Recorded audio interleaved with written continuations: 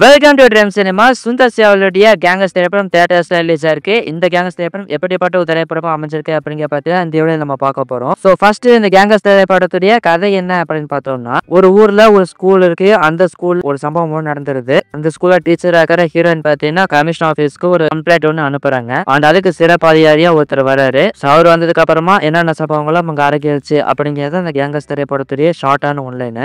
So first இந்த திரைப்படத்துல positives எடுத்துக்கிட்டோம் அப்படின்னா, படத்துல காமெடி சென்ஸ்ல வேற லெவல்ல ஒர்க் அவுட் ஆயிருக்கு. அந்த ஸ்கூல்ல பிடிஏ மாஸ்டர் வர வடிவேல் அவர்கள் பார்த்தீங்கன்னா சூப்பரான காமெடியன்ஸ் அப்படிங்கிறத கொடுத்திருக்காரு. ரொம்ப நாள் கழிச்சு வடிவேலோட காமெடி ரசிக்கும்படியா இருந்துச்சு. அதான் இந்த படத்துல மிகப்பெரிய பிளஸ் அப்படின்னு சொல்லலாம். சுந்தர் சி அண்ட் வடிவேல் இவங்க ரெண்டு பேர்த்தோட காம்போ பார்த்தீங்கன்னா எப்பவுமே சூப்பரா ஒர்க் அவுட் ஆயிருக்கு. அந்த வகையில இந்த காம்போவுமே பார்த்தீங்கன்னா சூப்பராக ஒர்க் அவுட் ஆயிருக்கு. ஆனா இவங்க ரெண்டு பேர் காம்போல இதுக்கு முன்னாடி அந்த காமெடி எல்லாம் ஒர்க் அவுட் அளவுக்கு ஒர்க் அவுட் ஆயிருக்கா அப்படின்னு கேட்டீங்கன்னா கண்டிப்பா கிடையாது. அதை கம்பேர் பண்ணும்போது இது வந்து பாத்தீங்கன்னா ஓகே அப்படிங்கிற மாதிரி இருந்துச்சு. அண்ட் படத்துல பாத்தீங்கன்னா எக்கச்சக்கமான காமெடி சீன்ஸ்லாம் ஒர்க் அவுட் ஆச்சு. ஆனா ஒரு சில காமெடி சீன்ஸ்லாம் பாத்தீங்கன்னா ஓகே அப்படிங்கிற மாதிரி தான் இருந்துச்சு.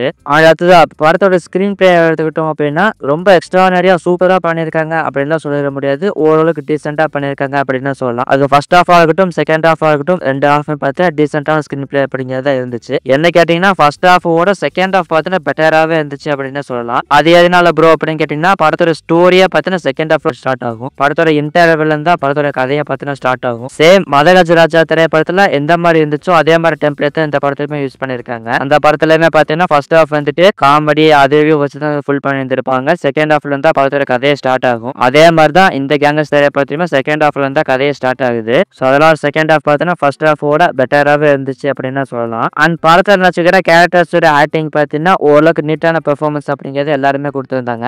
அந்த கேரக்டருக்கு என்ன தேவையோ அதை பார்த்து அடாப்டா பண்ணி கொடுத்துருந்தாங்க. அதுவும் மெயினா பார்த்தீங்கன்னா படத்தோட ஹீரோனான கேத்ரின் த்ரிஷா. பொதுவா சுந்தர் சி அவருடைய திரைப்படங்கள் அதாவது இந்த கமர்ஷியலா அவர் பண்ற திரைப்படங்கள் எல்லாமே எடுத்துக்கிட்டோம் அப்படின்னா அதுல எல்லா ஹீரோயின்ஸுமே பார்த்தீங்கன்னா சும்மா தான் யூஸ் பண்ணியிருந்திருப்பாரு. ஒரு பாட்டுக்காக தான் வந்து யூஸ் பண்ணியிருந்திருப்பாரு. ஆனா இந்த திரைப்படத்துல பார்த்தீங்கன்னா ஹீரோயினுக்கு ஒரு ஸ்கோப் இருக்கிற மாதிரி வந்து இருக்கு. ஸோ அதுக்கு தகுந்த மாதிரியே பார்த்தீங்கன்னா கேத்ரின் த்ரிஷாவோட பெர்ஃபார்மன்ஸுமே இருந்துச்சு. அண்ட் மற்ற ஆக்டர்ஸ் சுந்தர் சி வடிவேலர்கள் அண்ட் பார்த்து நடிச்சுக்கிற எல்லாருமே பார்த்தீங்கன்னா அவங்களோட பெஸ்ட் வந்து கொடுத்துருந்தாங்க.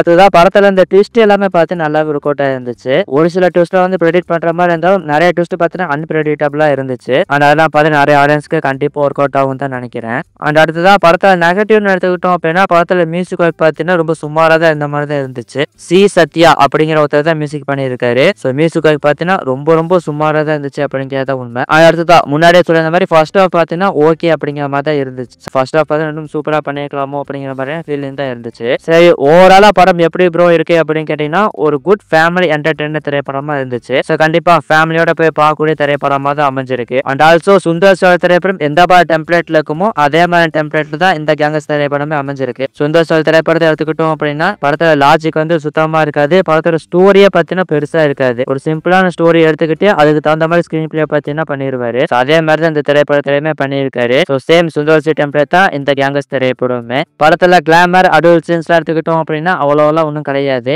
ஒரு ஃபேமிலியோட பார்க்கக்கூடிய திரைப்படமா தான் இந்த கேங்கஸ் திரைப்படம் அமைஞ்சிருக்கு. இந்த கேங்கஸ் திரைப்படத்துக்கு என்னோட ரேட்டிங் பார்த்தீங்கன்னா 3 out of 5. நீங்க இந்த கேங்கஸ் திரைப்படத்தை பார்த்துட்டீங்களா? உங்களோட ஒப்பீனியன் என்ன அப்படிங்கிறத மறக்காம இந்த வீடியோடைய கமெண்ட் செக்ஷன்ல சொல்லுங்க.